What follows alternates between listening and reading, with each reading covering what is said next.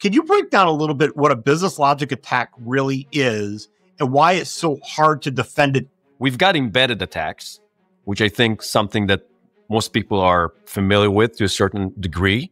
You know, when someone is trying to manipulate an API call using all sorts of illegitimate parameters or, injecting malware to an API call.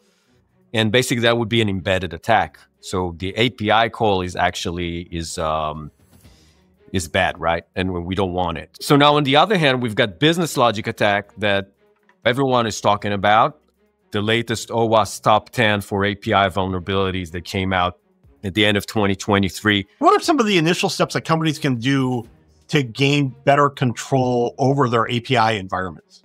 When it comes to API-based attacks or API attacks, just within 2024, if we compare the second half of the year to the first half, there was a 188% surge in those type of attacks, which is quite amazing.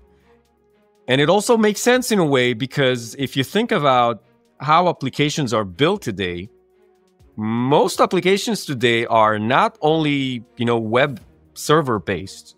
Most of them are either API based or some sort of a hybrid application where you have your, HTML at the front of it, like, a React based page, but then you've got all of those API paths behind it, right? So about 80% of the traffic coming in and out of our applications is APIs.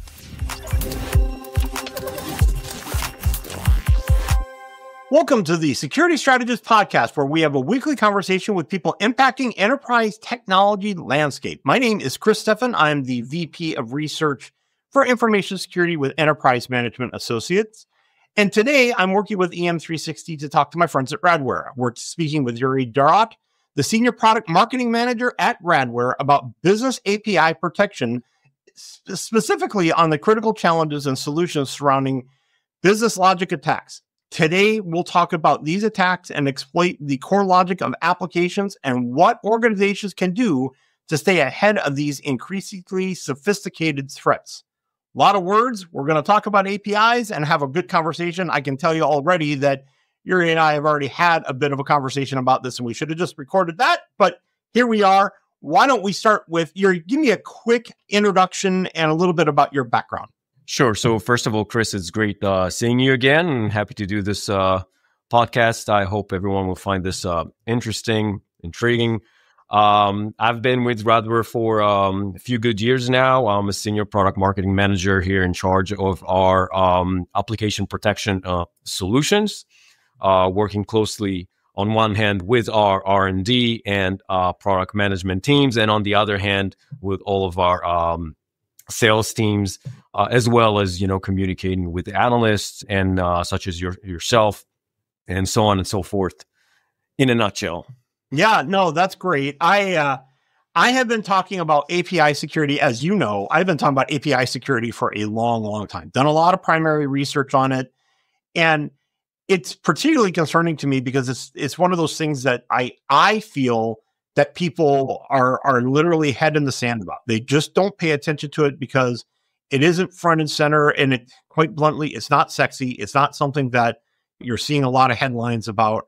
But we're seeing a surge in the kinds of attacks that we're talking about, especially when you're talking about the logic of applications, not just API endpoints.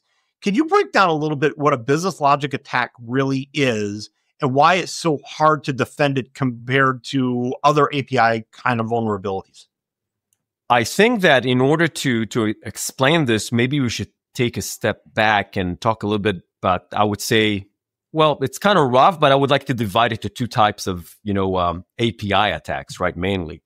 So we've got embedded attacks, which I think something that most people are familiar with to a certain degree. When someone is trying to manipulate an API call using all sorts of illegitimate parameters or, injecting malware to an API call. And basically that would be an embedded attack. So the API call is actually is bad, right? And we don't want it. So that's one thing. And for that, we've been dealing with this for a few years now, right? and we have our open API schema files, and we enforce protection on that. We basically tell our web application firewall what an API call is supposed to look like, what parameters, what regexes, ranges is supposed to be there. And if something deviates from that, we just block it. So that's an embedded attack. So now on the other hand, we've got business logic attack that, everyone is talking about. The latest OWASP top 10 for API vulnerabilities that came out at the end of 2023 puts a lot of emphasis on that. It's pretty much half of the categories there are related to business logic. And the idea here is that it's hackers using legitimate API calls in an illegitimate manner.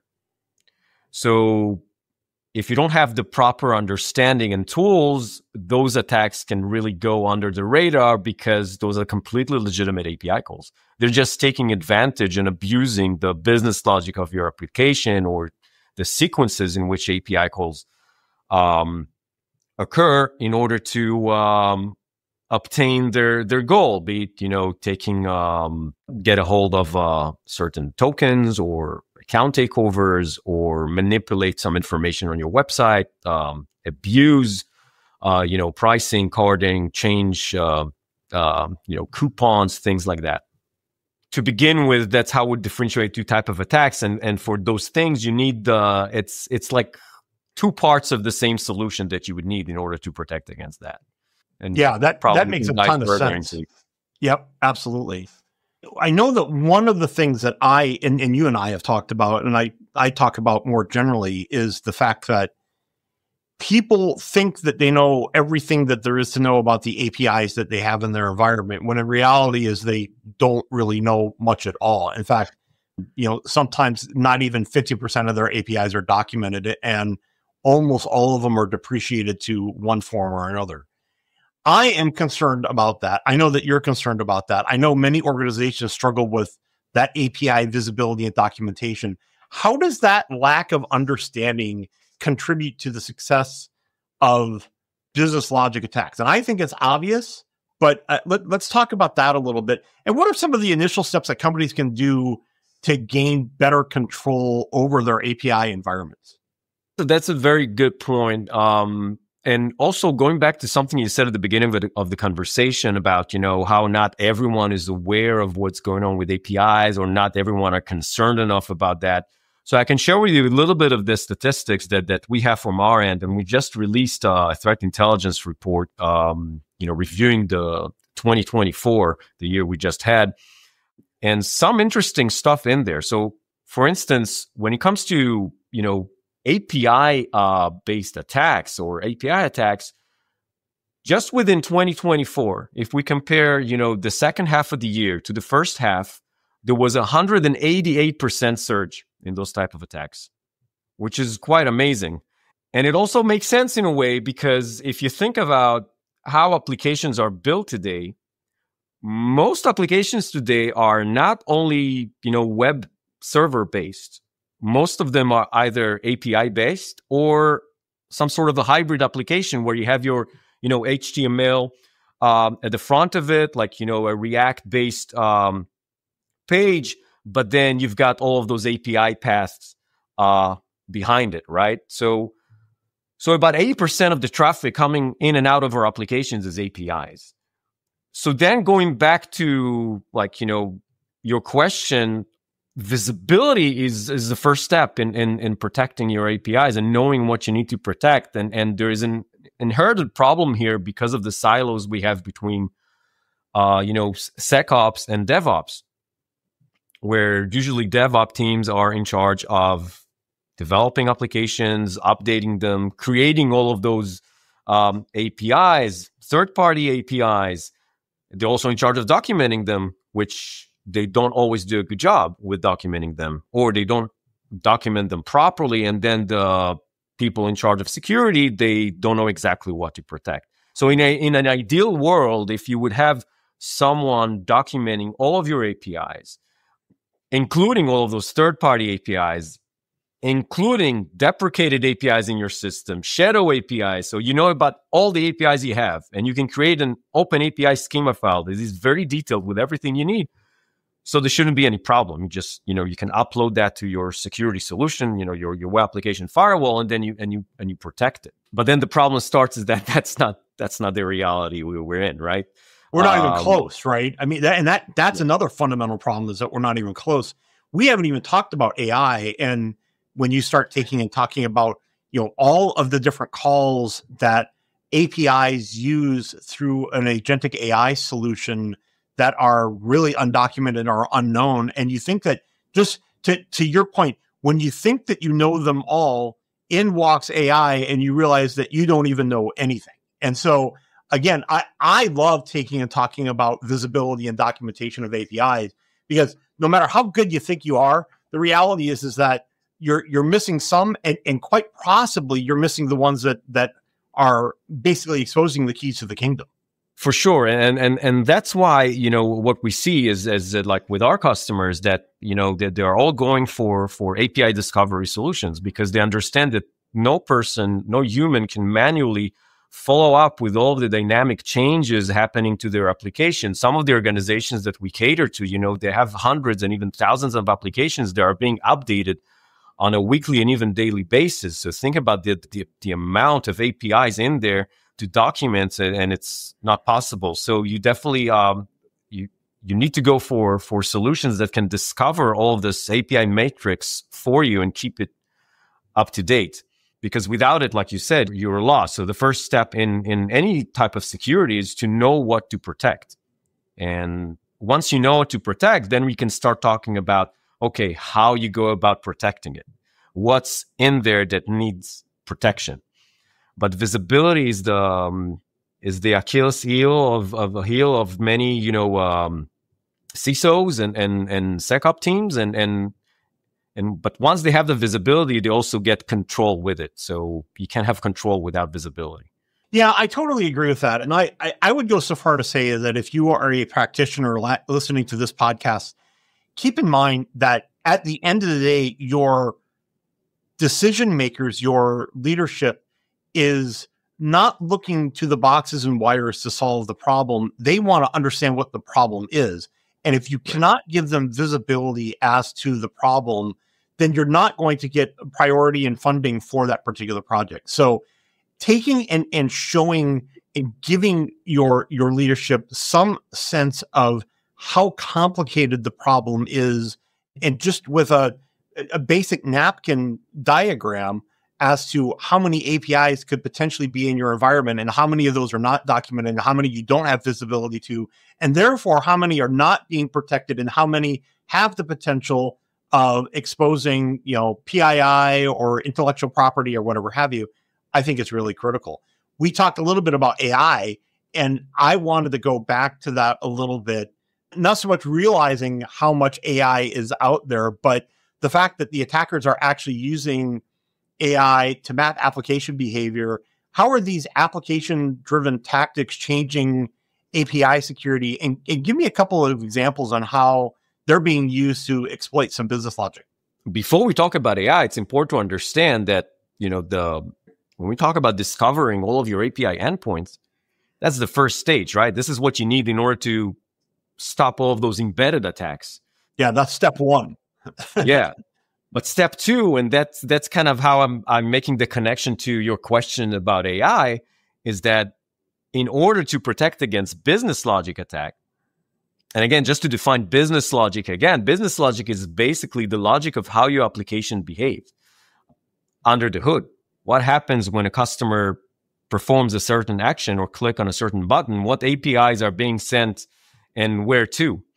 That's the business logic. And if you want to protect against any exploits of your business logic attacks, then it's not. So first step is to know what your API metrics looks like, the API endpoints and all that. The second step is to also map your business logic. You need to know what your business logic looks like. And, many times you talk to security managers or CISOs and you'd ask them, do you know what your business logic looks like? Most of them have no clue. I mean, maybe in very high level. Yes, we've got some sort of, these are the funnels that we have, user journeys, but it's much more intricate than that. Just think of maybe a financial services or a bank or a healthcare organizations. so many applications, so many different options, so many different routes, so many different services, be it internally or externally. So taking this to AI and the hackers that you've asked about, part of the reason that we see a lot of business logic attacks is that, first of all, it's less protected. And like anything that is less protected, it attracts, all the malicious actors and hackers. That's where they're trying to exploit. And now that they have AI and Gen AI tools on their end, they basically use it to do a few things. First thing they do is they do some reconnaissance, and they try to learn what your business logic looks like. So they would use crawlers, for instance, and they can get those crawlers online, or they can prompt an AI tool to get a script for a crawler. Or so all sorts of automated scripts now that they're running on your application, and then trying to map out the holes in your business logic or the weak parts or vulnerabilities that you have in there. They can also prompt Gen AI tools to answer some of their questions. So it's like their own Copilot now, not necessarily Microsoft Copilot, any Gen AI for that matter, but acting like a Copilot, helping them to learn about your applications. So this is the first thing. And then the other thing, once they do figure out some of the weaknesses to exploit, they also use Gen AI to come up with the right script. And then the third thing that they do is debug their own scripts, malicious, API calls or sequences of APIs that they're trying to launch. And they can do it really fast because it's Gen AI. And all you need to do is you need to know how to prompt it properly. And you don't need to take days or weeks to debug and relaunch an attack.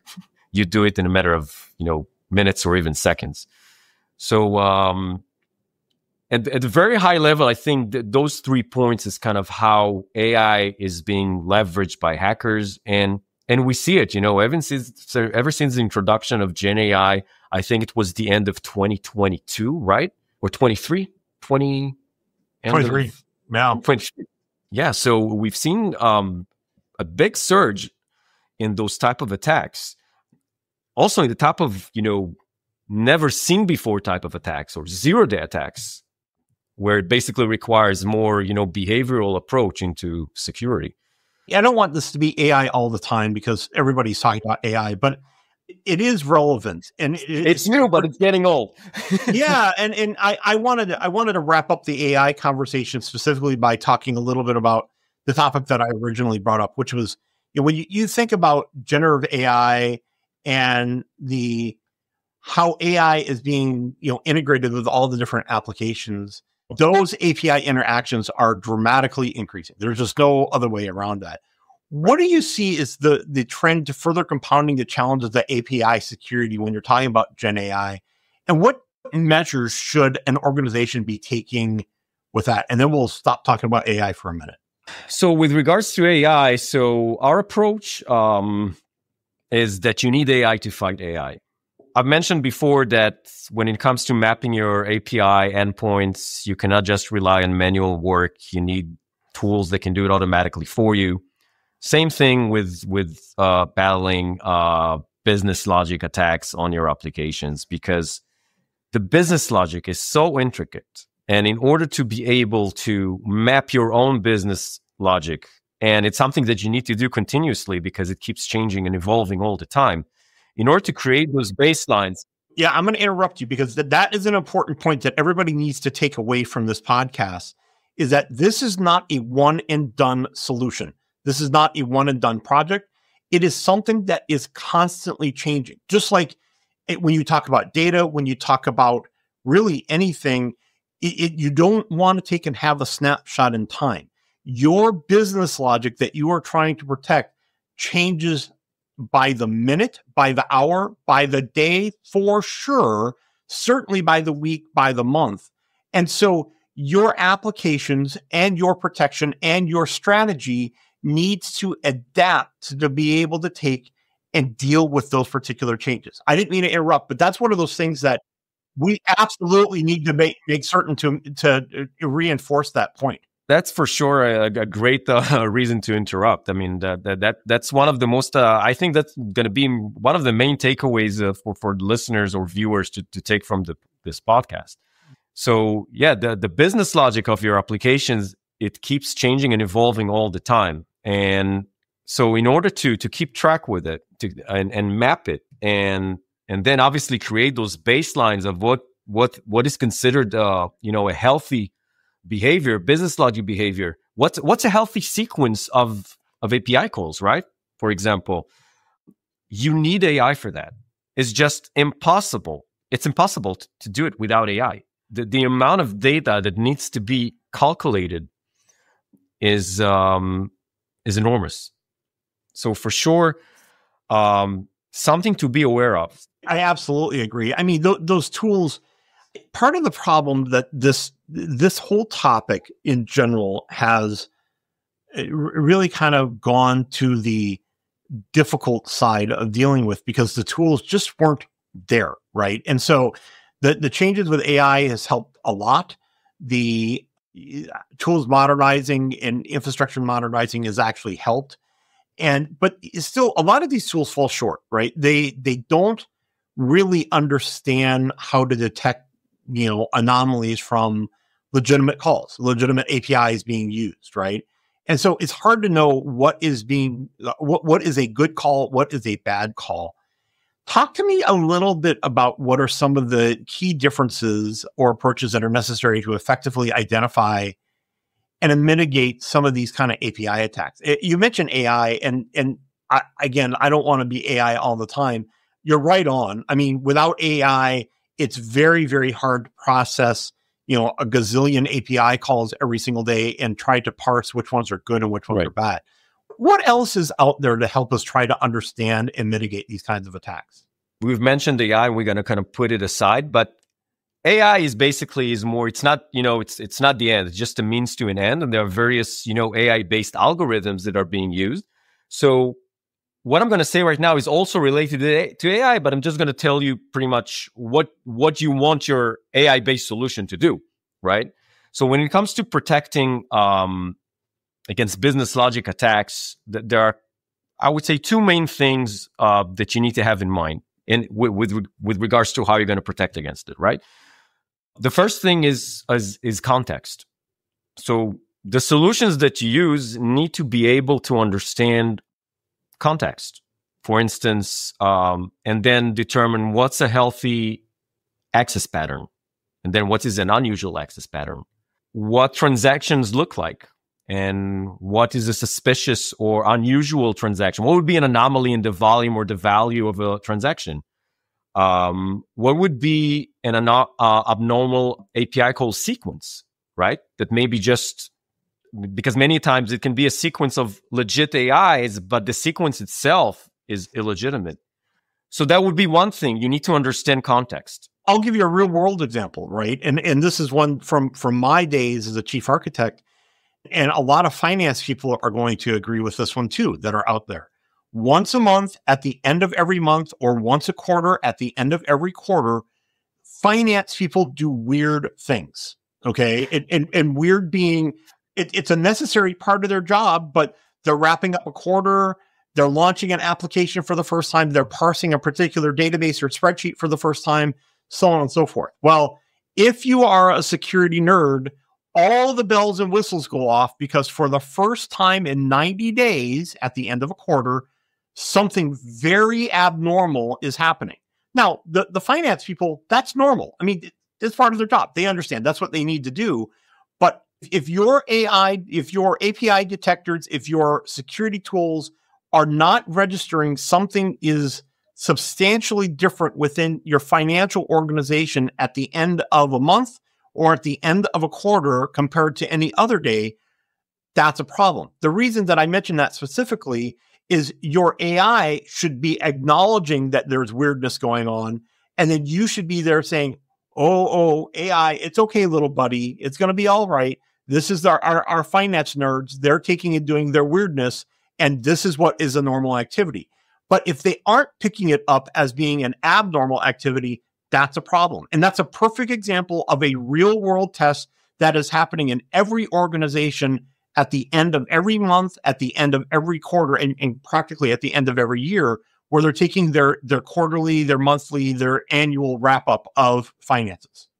For sure, that's a great example. Another one, if you're already talking about financial services, so if we take it, something that we all do, we all use our bank applications, right? And we all have our own sequence of actions that we take. You log in, you check your balance, and then maybe you wire some transfer money, or you pay, some utility bill or something of that sort. And when you look at it at organization level, a healthy business logic will be something that makes sense, right? So you also need to understand that. So in case that attackers are trying to bypass a certain functionality of the application, you would be able to flag it as something that it's behaving not the way it's supposed to be. It doesn't make sense that a real user would launch an action that takes that sequence of API calls.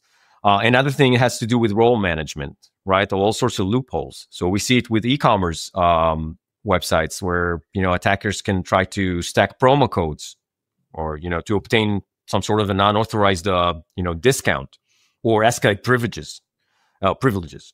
So the context is the one thing. So once we understand that, you need to understand context. So after you understood the context and you've mapped your business logic, now you need some sort of granularity in your protection, right? You need to be able to fine-tune your defenses also continuously, going back to the point you've mentioned before, where this is not a snapshot. It's not a point-in-time effort. This is an ongoing. So the same thing is with your security policies when it comes to business logic. You need to have some sort of an automation where you're basically continuously fine-tuning those security policies to also prevent false positives, obviously, because you don't want to prevent any legitimate traffic. And a couple of things, for instance, that you can take notice of, something to think about. Think of all of those long-lived tokens that you might have. They can also be a potential target, right, for hijacking or misuse. Or think of all of the machine-to-machine APIs, right? They're different than web APIs. So your protection, your business logic protection, should be able to recognize those patterns, differentiate between web APIs and machine-to-machine APIs, because you want to ensure that, first of all, you don't stand in the way of business, whether it's human traffic or machine-to-machine interaction. So you also want to protect it from any abuse. So that's kind of the granularity. So we're talking about two main things, combining context with continuous refinement and granularity in protection. Yeah, I think that's awesome. I know one of the concerns that people always have is that you're going to get AI out of a job. And I promise you that as wonderful as AI is, at least at the moment, it having a deep understanding of business logic and business priorities is not one of those things. And so you being the value added person to help understand that end of the month or that end of the quarter weird event is actually normal is not something the AI is going to understand. That's why we need to have people that understand, and you're not going to AI yourself out of a job. One last question. We got about 60 seconds left. If there's anything that you could summarize from this conversation today that you want practitioners and CISOs and others to take away, what would it be? Go back and ask yourself, look at your applications, your digital assets, ask yourself if you know what your business logic looks like. And if the answer is no, ask yourself, do I have the right tools to figure that out? And then the third question is, do I have the right tools to protect against attacks on my business logic? So these are three questions that I would ask myself as a security manager. And then, of course, remember context and visibility. Super important. And real time, by the way, this is another thing. We've talked about how you've mentioned yourself, how they change every second. The business logic keeps changing. The attacks keep on morphing. So there are some solutions, offline solutions to find vulnerability. Then you patch them offline and all that, which is great. You need that from the DevSecOps perspective, but you also need to be able to mitigate attacks in real time in case your DevOps teams, drop the ball. And many times they do. I mean, I don't mean to diss any DevSecOps people on the call, but it's just impossible for you to plug in all the holes, right? And in your security, it's just impossible. Another thing, just one more thing I want to mention with regards to APIs, because this is something that people also don't give enough thought to. DDoS attacks on the HTTP layer, right? Since 80% of applications today are API based, just something for you to think about. If you're relying if you're relying on challenges like JavaScript validation or CAPTCHAs, there's no one to answer those challenges because it's APIs, right? So it means that all of your legitimate users will be blocked. And then geo-blocking and rate limiting in the case of, high rate attacks, they're also not going to be too helpful. So you need a solution that can use behavioral-based approach to create, signatures on the fly in real-time signatures, regardless if it's a web server application or API-based application, mobile application, etc. We could literally talk about DDoS for another hour because I just took and released a report, the EMA Prism report on DDoS integration, which, by the way, shameless plug, Radware did awesome in that report. So again, take and go check that out. Check out Radware. Yuri, thanks for joining us on this podcast again. Really appreciate you coming on. Thank you for everybody that listened to the podcast today. We hope that you took away a lot from today's podcast. For further information on what we talked about, please head on over to radware.com. Great information there, not only about API security, but DDoS protection. Trust me, they are experts when it comes to this. We'll be back next week with another episode in our podcast series. Until then, make certain you subscribe to this podcast on all the major platforms and follow the conversation on our socials, EM360 on X and LinkedIn. And for more great daily content, head over to em360tech.com. Until next time, thanks for listening. Thank you all, Chris. It was really fun.